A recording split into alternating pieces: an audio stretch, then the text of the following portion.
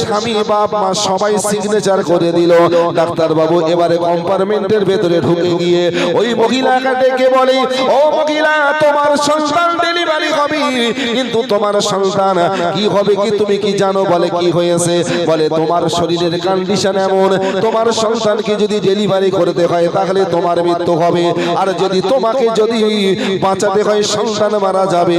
বলে আমার গার্জেন, আমার স্বামী, আমার বাপ মা কি বলেছে? বলে তারা তো বন্ডে সই করে দিয়েছে, তোমাকে বাঁচাতে বলেছে, সন্তানকে মেরে দিতে বলেছে। ওই বেডের উপরে শুয়ে থেকে ওই গর্ভধারিণী মা ডাক্তার বাবুর হাত খানা ধরে বলে, ডাক্তার, আমার স্বামী আমার বাপ মা হয়তো আমাকে বাঁচাতে বলেছে, ওরা তো আমার সন্তানকে গর্ভে ধরে নাই, আজকে পূর্ণ 10 মাস 10 দিন হয়ে গেল, এই সন্তান আমার পেটের ভিতরে আছে, এই সন্তানকে বড় মহব্বত করি। ও ডাক্তার, আমার স্বামী আমার বাপ মায়ের কথা শোনো না, তুমি রেডি হও, রেডি হও, আমার সন্তানকে দুনিয়ায় আসার ব্যবস্থা করো। বলে বাইরে সবাই তোমাকে বাঁচাতে বলেছে, সন্তানকে মেরে দিতে বলেছে, তুমি কেন তোমার সন্তানকে বাঁচাই তোমার মৃত্যুটাকে মেনে নাও? ওই সময় গর্ভধারিণী মা বলে, ডাক্তার, দুনিয়া নামক জগৎটা কি আমি কেমন দেখতে, আমি মা সব কিছু দেখেছি, দুনিয়ার আরাম আয়েশ সব আমি ভোগ করেছি, কিন্তু আমার সন্তান এখনো দুনিয়ায় আসেনি। ওই পৃথিবীর জমিনে আসবে আমার সন্তান, এই পৃথিবী নামক জগৎ দেখবে, সেই দুনিয়া নামক জগৎ দেখবে, দুনিয়ার আরাম আয়েশ ভোগ করবে, কিন্তু আমি মা আর বাঁচতে চাই না। আমার সন্তানের খুশির জন্য, আমার সন্তানের ভালোর জন্য আমি মা মৃত্যুকে মেনে নেব।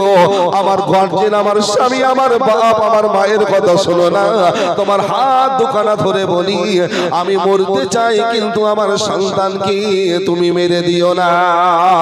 ও বাবা জানাবার, ওই 100 ভাগ রহমতের 1 ভাগের একটা অংশ মা তার নিজের মৃত্যুকে মেনে নেয় সন্তানের জন্য। তাই আল্লাহ পাকে বলছে, রে বান্দা, আমি আল্লাহ, আমার রহমত, আমার দয়া এত বেশি, ওই 1 ভাগ রহমতের একটা অংশ মায়ের কলিজার ভেতরে সন্তানের জন্য আমি আল্লাহ দিয়ে দিয়েছি। বাকি 99টা দিলে কি হতো? তাও একটা শুধু মায়ের নয়, সবার ভেতরে আছে না নাই? বাপ বেটার ভেতরে আছে, ভাই বোনের ভেতরে আছে, ভাই ভাইয়ের ভেতরে আছে, বন্ধু বন্ধুর ভেতরে আছে, এবং পশু পাখির ভেতরে আছে, নাই? আপনি বাড়িতে একটা কুকুর পোষেন, আপনি হাঁস মুরগি পোষেন, দেখবেন ওদেরকে যদি হাতে কোলে পিঠে মানুষ করেন, ও আপনার ভুলবে না। কত মায়া! একটা কুকুর অভিশপ্ত প্রাণী, আপনার বাড়িতে এসে খায় কি? মাছ মাংস গোশ রান্না করে দেন না? দিই না তো আমরা। আমরা যেটা খেতে পারি না, যেটা আমার বাচ্চা মানে গলা মানে বমি গলা টানা করে যেটা উগরে দিয়েছে, ওইটা আমার মাছ খাওয়া কাঁটা, আমাদের গোশ খাওয়া হাড় চিবোনো অংশ, ওটা কুকুরকে দিই। ওই কুকুর কি রাতের বেলা ডিউটি করতে বলে? কি টান! আল্লাহ বলছেন ওই 1 ভাগ রহমতের একটার অংশ ওই সৃষ্টির পশু পাখির মধ্যেও আমি আল্লাহ দিয়ে দিয়েছি। কথা বোঝা যায়? আল্লাহ বলছেন 99টা এখনো আমার কাছে আছে। আমার রাসূল বলছেন আল্লাহ 1 ভাগ রহমত দিয়ে তার যদি এত টান হতে পারে, বাকি 99টা যদি আমার আল্লাহ পৃথিবীতে ছেড়ে দিত, তাহলে কেউ কারোর কাছ থেকে নড়তে পারতো না। আল্লাহর কাছে রাসূলের কাছে প্রশ্ন করলেন সাহাবীরা, ইয়া রাসূলুল্লাহ, হাবিবাল্লাহ হুজুর, তাহলে বাকি 99টা আমার আল্লাহ নিজের কাছে রেখেছেন কেন? কাদের জন্য রেখেছেন? প্রশ্ন আছে না নাই? বলব জানাবার ওই সময় আমার নবী বিশ্ব নবী সাহাবীদেরকে জানিয়ে দিল, কঠিন কিয়ামতের ময়দানে, হাসরের ময়দানে আল্লাহর এই বান্দাগুলো আমরা যখন যে যার মতন আমলটা না থাকার কারণে আমরা যখন জাহান্নামী হয়ে যাব, আমার আল্লাহ ওই 99 ভাগ রহমত দিয়ে পৃথিবীর জমিনের তার আদরের সাদের বান্দাদেরকে আমার আল্লাহ ওই রহমত দিয়ে তাদেরকে জান্নাতি মানুষ বানিয়ে দেবে। তাই আমার আল্লাহ বলছেন হুকুকুল্লাহ একটা হলো বান্দার হক, আর হুকুকুল্লাহ একটা হলো আমি আল্লাহ আমার হক। তুমি নামাজ পড়ো নাই, রোজা রাখো নাই, তুমি দান সাদকা করো নাই, ও বান্দারে, আমি আল্লাহ যদি আমার দয়া হয়, কঠিন হাসরের ময়দানে আমি আল্লাহ আমার হক যদি তুমি ফাঁকি দাও, আমি আল্লাহ আমার দয়ায় তুমি একদিন তুমি জান্নাত পেয়ে যাবে, নাজাত পেয়ে যাবে।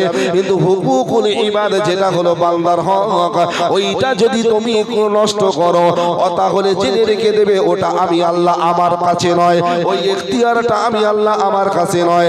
যার হক তুমি ফাঁকি দিয়েছো, ওই হকটা যত সময় তুমি পরিশোধ করবে না, তত সময় তুমি যত বড় নামাজি হও না কেন, যত বড় আমলকারী হও না কেন, যত বড় ইবাদত করনেওয়ালা হও না কেন, ওই বান্দার হক ক্ষতি করার কারণে আল্লাহ পাক কঠিন হাসরের ময়দানে আমি তুমি প্রত্যেকে হয়তো আসামির কাঠগড়ায় আমাকে দাঁড়াতে হবে। এই বিষয়টা এতটাই গুরুত্বপূর্ণ বিষয়, অথচ আমরা এই বিষয়টা নিয়ে একটু ভাবি না। কথা বোঝা যায়? আজকে সেই হক কি শুধু কি আমাদের কাছে কি হক আছে, আমরা শুধু মনে করি যে হক বলতে কি না বাপ বেটা এটা একটা হক, তাই না? কিন্তু শুধু বাপ বেটা নয়, প্রতিবেশীর হক আছে। এখন যদি প্রতিবেশী যদি হিন্দু হয় তারও কি হক আছে? কথা বোঝা যায়? এখন দেখা যাচ্ছে প্রতিবেশী এই বাড়িটা যাচ্ছে হিন্দুর বাড়ি, কথা বোঝা গেছে? আছে না আমাদের মাঝে? ওই বাঙালপাড়ার দিক যেমন আছে, ওই জবাভার বাড়ির আশেপাশে আছে। এখন দেখা যাচ্ছে পাশে হিন্দু বাস করছে, হিন্দু বেধর্মী হলেও আমি যে মুসলমান, ও আমার প্রতিবেশী, ওর প্রতিও আমার হক আছে। আছে না নাই? কি সেই হক? ও যদি বিপদে পড়ে, কোন রকম যদি বিপদে পড়ে, কিংবা দেখা গেল ওদের খাওয়া হয় না, ওরা গরিব অসহায়, টাকার প্রয়োজন, আমি যে ওর প্রতিবেশী, ওই প্রতিবেশীর হক আমার আছে খোঁজ খবর নেওয়া। কথা বোঝা যায়? পশু পাখির প্রতি আমার হক আছে। আমার বাড়িতে একটা বিড়াল আছে, আমার বাড়িতে একটা কুকুর আছে, সে হলো কি, তারা কি পশু, তাদের ইনকাম করার ক্ষমতা নাই, তাদের খাদ্য জোগাড় করার ক্ষমতা নাই, তারা তো তাই তো মানুষের দাঁড়ে দাঁড়ে দরজায় গোড়ায় গোড়ায় ঘোরে, একটু ঘেউ ঘেউ ঘেউ ঘেউ করলেও ওরা তোমার বাড়িতে এসেছে, তুমি পর্যাপ্ত না দিতে পারলেও কিঞ্চিত হলে দাও, কেননা ওদের প্রতি বান্দা হিসাবে তোমাদের হক আছে। কথা বোঝা যায়? সে হকটাও তুমি ফাঁকি দিয়েছো। আমরা এই হকগুলোকে ফাঁকি শুধু মনে করি যে না আমি আমার ছেলের বুঝিয়ে দিয়েছি, আমি আমার ভাইয়ের বুঝিয়ে দিয়েছি, হক সব হয়ে গেছে। না, এই হক বলতে গেলে সর্বদিকের হক আল্লাহ পাক রেখেছে। যেমন আমাদের সন্তানের হক, কি সেই হক? আমরা মনে করি সন্তান হিসাবে আমাদের হক, আমাদের সন্তান তো দুটো, একটা ছেলে একটা মেয়ে, কিন্তু আমরা এই হকের ব্যাপারে দেখা যায় ছেলের প্রতি যতটা আমরা প্রাধান্য দেখাই, মেয়ের ব্যাপারে অতটা হক নিয়ে আমাদের কোনো সচেতনতা নাই। আছে? যত সময় আমার কাছে থাকে তত সময় পর্যন্ত আমি মেয়ের হক দেখানোর ব্যাপারে অনেক কিছু দেখেছি। যখন মেয়ে এবার পরগর হয়ে গেল, তখন আমি যেন মনে করছি আমার দায়িত্ব ওখানেই শেষ। কত বোঝা যায়? বাবজান, আমার মা বোনেরা, আমার সোনার চাঁদা যুবকেরা, নওজওয়ানেরা, হকের কথা বলতে গেলে একটা একটা করে অনেকটা সময় লেগে যাবে। স্বল্প টাইমের ভেতরে যে বিষয়টা আমি আপনাদেরকে বলতে চাই, ও বাবজান আমার, আল্লাহ পাক রব্বুল আলামিন কোরআন শরীফের ভেতরে জানিয়েছেন, আল্লাহ বলছেন ওয়াইদা বুশিরা আহাদুহুম বিল উনসা যাল্লা ওয়াজহুহু মুসওয়াদ্দা ওয়া হুয়া কাযীম। আমি আল্লাহ পাক বলছি রে বান্দা, আমি আল্লাহ বলছি ওয়াইদা বুশিরা আহাদুহুম বিল উনসা, আমি আল্লাহ বলছি রে বান্দা, তোমাদের মাঝে যখন একটা শুভ সংবাদ যাবে, শুধু সংবাদ নয়, খুশির সংবাদ, আনন্দের সংবাদ, আমার আল্লাহ বলছেন ওই সংবাদটা কি সংবাদ? ওই সংবাদটা হলো তোমাদের স্ত্রীর গর্ভে যখন সন্তান আসবে, তবে আমি আল্লাহ বলছি রে বান্দা, ওই সন্তানটা যদি কন্যা সন্তান মতন হওয়ার শুভ সংবাদ তোমাদের কানে যদি এসে যায়, তাহলে আমি আল্লাহ বলছি বান্দা তোমরা খুশি হয়ে যাও, রাজি হয়ে যাও, কেননা আমি আল্লাহ পাক তোমাকে অধিক ভালোবাসি, অধিক মহব্বত করি বলে তোমার স্ত্রীর গর্ভে একটা কন্যা সন্তান আমি আল্লাহ পাক দিলাম। ও বান্দারে, ওই কন্যা সন্তানের সংবাদটা পাওয়ার সঙ্গে সঙ্গে তুমি তোমার মনের ভেতরে আনন্দ জায়গা দাও, তোমার মনের ভেতরে যদি তুমি খুশি জায়গা দাও, তাহলে আমি আল্লাহ বলছি ও বান্দারে, তোমার ওই কন্যা সন্তানের প্রতি খুশি আনন্দিত হওয়ার কারণে ওর হক যদি যত তুমি আদায় করতে পারো, খুশি আনন্দ দিয়ে যদি তুমি তোমার মনটা ভরাতে পারো, আমি আল্লাহ বলছি রে বান্দা, ওই হকটা আদায় করার বদৌলতে ওই মেয়ের বাপের আমার আল্লাহ পাক একটা দরজা তার জন্য স্পেশালিটি খুলে দেবেন। বিশ্ব নবী, দয়ার নবী, মায়ার নবী হাদিস শরীফের ভিতরে জানিয়েছেন, ও সাহাবীরা, তোমাদের বিবাহিত জীবনে তোমাদের স্ত্রীর গর্ভে যদি মহান আল্লাহ পাক যদি ভালোবেসে প্রথম যদি মেয়ের বাপ যদি হতে পারো, তোমার স্ত্রীর গর্ভে যদি কন্যা সন্তান যদি প্রথমত জন্ম নেয়, আর বাপ হয়ে যদি তোমরা খুশি থাকতে পারো, রাজি থাকতে পারো।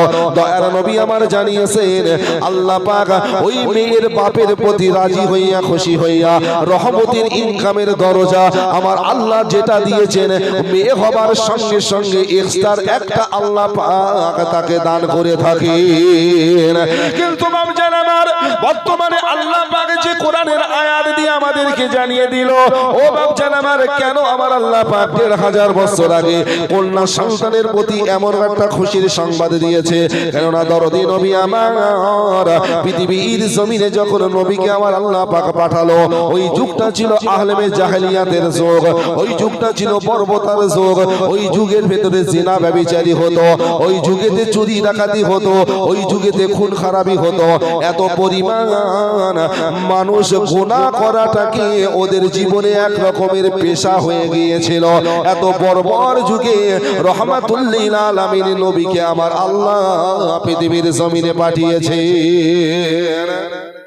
সেই যুগে মানুষ এতটাই নিকৃষ্ট ছিল, এতটাই বর্বর ছিল, তাদের মাঝে যদি কন্যা সন্তান জন্ম নিত, তাহলে সেই জাহেলিয়াতের যুগের মানুষেরা তারা মনে করত এটা আমার সংসারে মেয়ে হয়েছে মানে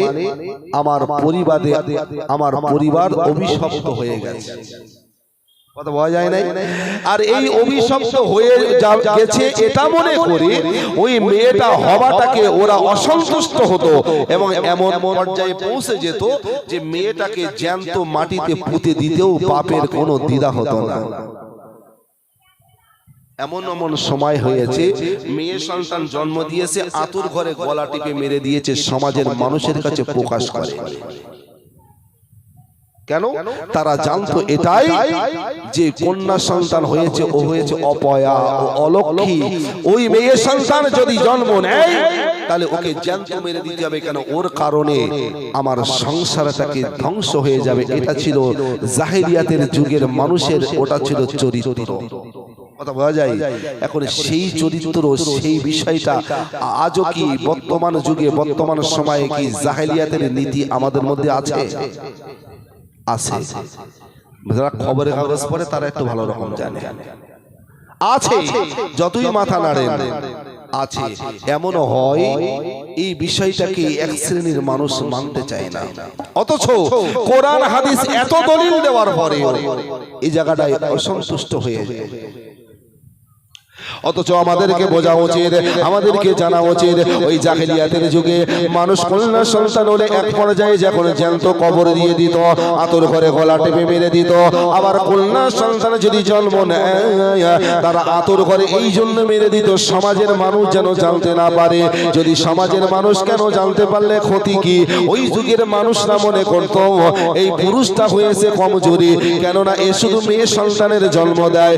এই সামাজিক একটা লজ্জিত হবে, এইটাকে মানতে পারতো না। তাই মানুষ সমাজের লজ্জিত হবার কারণে সমাজের মানুষ থেকে মেয়ে সন্তান জন্ম হওয়াটাও ওরা ও বিষয়টাকে গোপনে রেখে দিত। শুধু তাই নয়, ওই মেয়ে সন্তানটা যদিও এক সময় হয়ে যাবে, আজকে হয়েছে মেয়ে, এরপরে হয়ে যাবে ওই মেয়েটা একজনের ঘরের বউ, ওই মেয়েটা হয়ে যাবে কোন সন্তানের মা। ও বাপজান আমার, একটা মায়ের, একটা মহিলার মর্যাদা আমার আল্লাহ কতটা দিয়েছেন, অথচ এই মায়েরা আজও জানে না। কিন্তু এই ভারতবর্ষের জমিন নয়, প্রত্যেক দেশে এখন দেখতে পায়, প্রত্যেক দেশে আমরা দেখতে পাই যে মহিলারা রাস্তায় নামে আন্দোলন করে। কি সেই আন্দোলন? নারী অধিকার ফিরিয়ে দিতে হবে। আমাদের ভারতবর্ষের একটা কুলাঙ্গার আছে যাকে আমরা প্রধানমন্ত্রী আসনে বসিয়ে দিয়েছি, ও আবার বাদরটা বলে যে পৃথিবীর ভারতবর্ষের নারীর অধিকার নাকি কেড়ে নেওয়া হচ্ছে, নারীর অধিকার নাকি ছিনিয়ে নেওয়া হচ্ছে। ও যদি ইসলাম জানতো, ও যদি ইসলামটা নিয়ে যদি একটু অ্যানালাইসিস গবেষণা করতো, পৃথিবীর জমিনে যদি নারীকে যদি সম্মানের আসন দিয়ে থাকে, অন্য কোন ধর্মে দেওয়া হয়নি যতটা ইসলাম ধর্মে নারীর সম্মান আমার আল্লাহ দিয়েছে। যদি আজকের নারীরা জানতো তাহলে রাস্তায় নেমে ওরা কোনোদিন আন্দোলন করতো না। ওই আন্দোলনে যারা বড় বড় মাথা মোটারা হাজির হয় না নেতা কথারা, ওরা কি বলতে, আর ওদের আন্দোলনের উদ্দেশ্য কি? ওদের আন্দোলনের উদ্দেশ্য হলো এটাই যে আমাদের অধিকার ফিরিয়ে দিতে হবে। কি সেই অধিকার? না বেটা ছেলে যেরাম যাচ্ছে আমরাও সেরাম যাব। কথা ঠিক তো নাকি? কেন তোমার কি শরীর ইসলাম কি বলেনি তুমি চাকরি করবে না? হ্যাঁ করো, কিন্তু তুমি তো যাবে তোমার ইসলামের নীতি মেনে নয়। অথচ ওই নারীকে আল্লাহ, ওই নারীকে ইসলাম এতটা সম্মান দিয়েছেন যে কন্যা সন্তান হওয়াটাকে রহমত স্বরূপ আমার রাসূল জানিয়েছেন। সুবহানাল্লাহ বলবেন না? অথচ যে নারীকে আল্লাহ রহমত স্বরূপ প্রেরণ করে থাকে, ওই নারী দুনিয়া আসার পরে সে রাস্তায় নেমে চিল্লায় বলে নারীর অধিকার ফিরিয়ে দিতে হবে। আরে অন্য ধর্মের নারীদের ইসলাম ফিরিয়ে দিয়েছে, তোরা তোদের নিজের অস্তিত্ব, নিজের মর্যাদা তোরা রাখতে পারিস নাই, তাই আজকে তোরা সমাজের কাছে তোরা ধর্ষিত হচ্ছিস। আর এই জায়গায় শুধু বলছি ফিরিয়ে দিতে হবে, ফিরিয়ে তো দিয়েছে। এখান থেকে দুনিয়ার শুরু থেকে আমার আল্লাহ নারীর অধিকার ফিরিয়ে দেয়। কথা বলে কন্যা হিসাবে, আমার কন্যা হিসাবে ইসলাম কত সুন্দর অধিকার দিয়েছে, কত সুন্দর অধিকার দিয়েছে নারী। কিন্তু অথচ কোরআন হাদিসে কোনো দলিল নাই যে ছেলে হলে আল্লাহ রহমতের ইনকামের দরজা খুলে দেবে। কথা বলা যায়নি। অথচ এই নারীটার মেয়ে হিসেবে যখন পৃথিবীর জমিনে আসে তার মর্যাদা উচিত। ওই নারীটাই একদিন হয়ে যায় কি, ওই নারীটা হয়ে যায় একজনের স্ত্রী। স্ত্রী হিসাবে কি তার অধিকার কি কম না বেশি? কথা বলে অনেকটাই বেশি। এবং ওই নারী এক সময় হয়ে যায় সন্তানের মা। তাহলে ওই মহিলাটা যখন সন্তানের মা হয়, মা হিসাবে কি একটা নারীর অধিকার কম না বেশি? ও বাপজান, আমার কোরআন শরীফের ভেতরে আমার আল্লাহ পাক বলেছেন ওয়াসাইনাল ইনসানা বিওয়ালিদাইহি হামালাতহু উম্মুহু ওয়াহানান আলা ওয়াহান। আমার আল্লাহ কোরআন শরীফের ভেতরে বলেছেন ওই নারী এক সময় হয়ে যাবে মা। মা যখন হয়ে যাবে, সন্তানের মা হবার কারণে আমার আল্লাহ পাক দুনিয়ার সন্তানদেরকে কত সুন্দরভাবে জানিয়েছেন ওয়াসাইনাল ইনসানা বিওয়ালিদাইহি হামালাতহু উম্মুহু ওয়াহানান আলা ওয়াহান। আমার আল্লাহ জানিয়েছেন দুনিয়ার সন্তানেরা রে, তোমাদের যখন মাকে তোমরা এমন সম্মান দিয়ে দাও, কারণ ওই মায়ের পায়ের তলায় সন্তানের জান্নাত আমার আল্লাহ রেখেছেন। ও বাপজান আমার, একটা সন্তানের জান্নাত কোথায়? একটা সন্তানের জান্নাত হলো মায়ের পায়ের তলায়। আল্লাহর নবী বিশ্ব নবীর কাছে কোন একজন সাহাবী গিয়ে বলছেন, ইয়া রাসূলুল্লাহ, ইয়া হাবিবাল্লাহ, হুজুর আমি যে সন্তান, আমার বাড়িতে মা আছে, বাপ আছে, আমার অনেক গুরুজন মুরব্বী আছে, কিন্তু আমি যে সন্তান, আমি যে ভালোবাসবো, সম্মান করব, আমার তরফ থেকে সম্মান এবং ভালোবাসার অধিকারটা কে বেশি পাবে? আমার নবী প্রথম নম্বরে জানিয়ে দিল সাহাবী, এক নম্বরে তোমার মাই পাবে অধিকার বেশি। সাহাবী বললেন, ইয়া রাসূলুল্লাহ, তাহলে দ্বিতীয়বার বললেন, ইয়া রাসূলুল্লাহ, তারপরে কে পাবে? আমার নবী বলল, দ্বিতীয়বারেও তোমার মা পাবে। সাহাবী বললেন, ইয়া রাসূলুল্লাহ, আবার যদি বললেন, ইয়া রাসূলুল্লাহ, তাহলে এরপরে কে পাবে? আমার নবী বললেন, তিনবার বললেন তোমার মা পাবে। আর চতুর্থ নম্বরে আমার নবী বললেন তোমার বাপ এবং অন্যান্যরা সেই অধিকার পাবে। তাহলে একটা অধিকারের যদি চারটে ভাগ করা হয়, চারের 3 অংশ মা পায় আর 1 অংশ বাপ আর অন্যান্য পায়, তাহলে পৃথিবীর জমিনে ইসলাম নারীর কতটা মর্যাদা দিয়েছে সন্তানের কাছে। মায়ের মর্যাদাটা 4 থেকে 3 অংশ, বাপের চাইতে 3 অংশ মর্যাদা মায়েকে আমার আল্লাহ দিয়েছে। অথচ এই নারী রাস্তায় নামার কোনো প্রয়োজন হয়? কোনো প্রয়োজন হয় না। অথচ এরা যদি সেই টেন্ডেন্সিটা যদি এদের মধ্যে থাকতো, এদের অধিকার ইসলাম দিয়েছে, এর অনেক বয়ান, অনেক ইতিহাস থাকলেও সংক্ষিপ্ত টাইমের আলোচনায় এতটুকু বুঝতে হবে, যার যেটা অধিকার সেই অধিকারটুকু যথাযথ বুঝিয়ে দেওয়া, এটাও হলো ইবাদত। আপনি যদি স্ত্রীর যদি হকটা ফাঁকি দেন, তাহলে আল্লাহর হুকুম অমান্য করলেন, রাসূলের তরিকা মোতাবেক। কেননা যতগুলো অধিকার আছে সেই অধিকারগুলো আদায়, আবার স্ত্রী যদি স্বামীর প্রতি যে অধিকার সেটা যদি নষ্ট করে, তাহলে ওটাও ইবাদত ক্ষতি করা হবে। শুধু নামাজটা ইবাদত নয়, রোজা ইবাদত নয়। আল্লাহ বলছেন ইবাদতের জন্য যখন তোমাকে পাঠিয়েছি, নামাজও ইবাদত, রোজাও ইবাদত, হজ ইবাদত, যাকাত ইবাদত। তেমনি আমি আল্লাহ বলেছি আতিউল্লাহ ওয়া আতিউর রাসূল, আমি আল্লাহ আমার অনুগত করো, নবীর অনুগত, নবীর অনুসরণ করো। তার নবীর অনুসরণ মোতাবেক চলা, ওটাও হলো ইবাদত। তার নবী কিভাবে চলেন, কিভাবে চলতে বলেছেন, ওটাকে ফলো করে যদি চলতে পারে, ওটাও ইবাদত হবে। শুধু নামাজ পড়লাম আর রোজা রাখলাম আর এই রমজান মাসে যাকাত দিয়ে দিলাম, টাকা থেকে হজ করে আসলাম, মনে করলাম আমি ইবাদতের খাতারে 1 নম্বর, আর বাড়িতে গিয়ে দেখতে পাচ্ছি কি আমার ভাই বোনটারে বিয়ে হয়ে গেছে আর আমি একাই ভোগ করতেছি, বোনটা মাঝে মাঝে আসে আর লাস্টে হঠাৎ করে বলে, দূর আর বাড়ি যাবো না। কেন গেলি ভাবি খিটখিট করে, ছেলে বিলেগুলো পিট করে, কেন বোনটারে বিয়ে দিয়েছো, মোটা শাদি করেছো, অধিকার শেষ, ওর হক নাই, বাপের সম্পত্তির হক নাই, তাহলে সেটা বুঝিয়ে দেবে কে? তাহলে বাপ তুমি বুঝিয়ে দিয়ে গেলে না, ভাই তুমি বুঝিয়ে দিচ্ছ না, আমরা শুধু বলেই যাচ্ছি, এই শোন তোর ভালো জায়গায় বেঁধেছি, ভালো একটা বোনাই পেয়েছি, তোর সব দায়িত্ব সব শেষ, আর কি তোর এর মাঝে মাঝে আসবি, একটু ভালো মন্দ খাবি, চলে যাবি, অধিকার শেষ, খাও, কথা বলা যায় নাই, তুমি তোমার হক। তবে আমি বলছি সমাজে যেটা হয়, ম্যাক্সিমাম মেয়েরা বর্গর হয়ে যাওয়ার পরে বাপের বাড়ির যে সম্পদ থাকে না, ম্যাক্সিমাম মেয়েরা ওরা নিতে চায় না।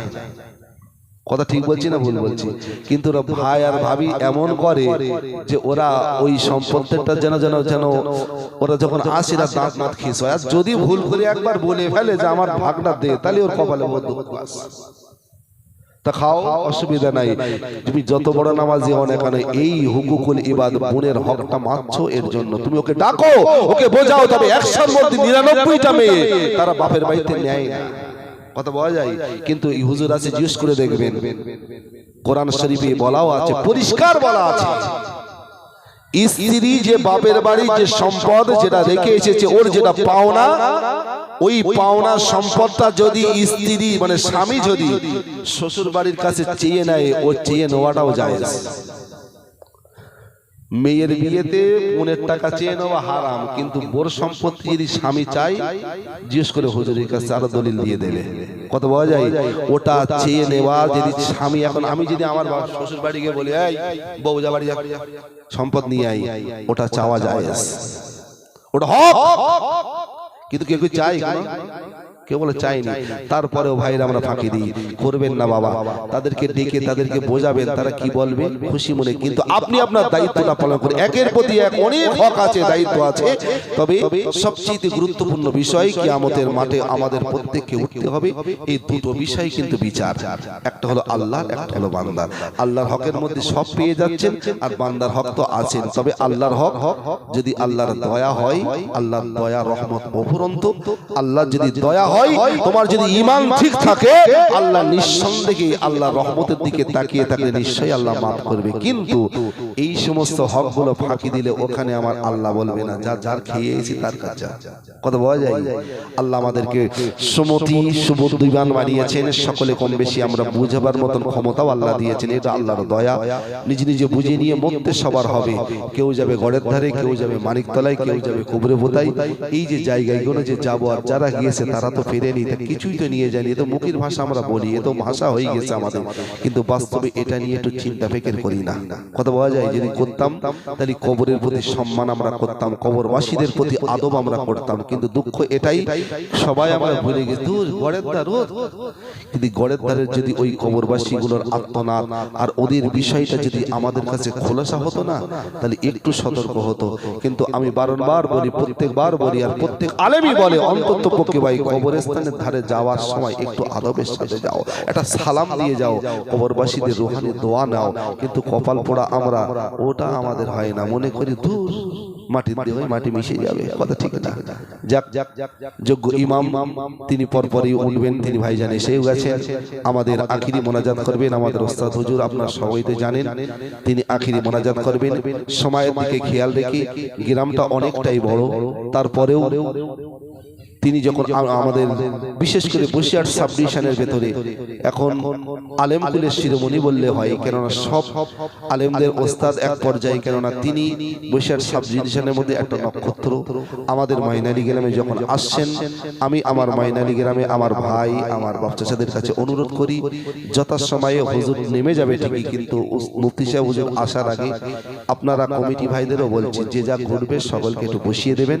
আশা করি আমি জুলফিকার বিরক্ত করব, কিন্তু মুফতি সাহেব স্বল্প টাইম আলোচনা করলেও বিষয়গুলো গুরুত্বপূর্ণ থাকবে, ইম্পর্টেন্ট থাকবে, ধীরে স্থির ভাবে শুনতে পারলে নিজের বিবেকের কাছে ফেলে যদি বিচার করতে পারি, দেখবেন লাভবান হব। আল্লাহ আমাদেরকে তৌফিক দান করে।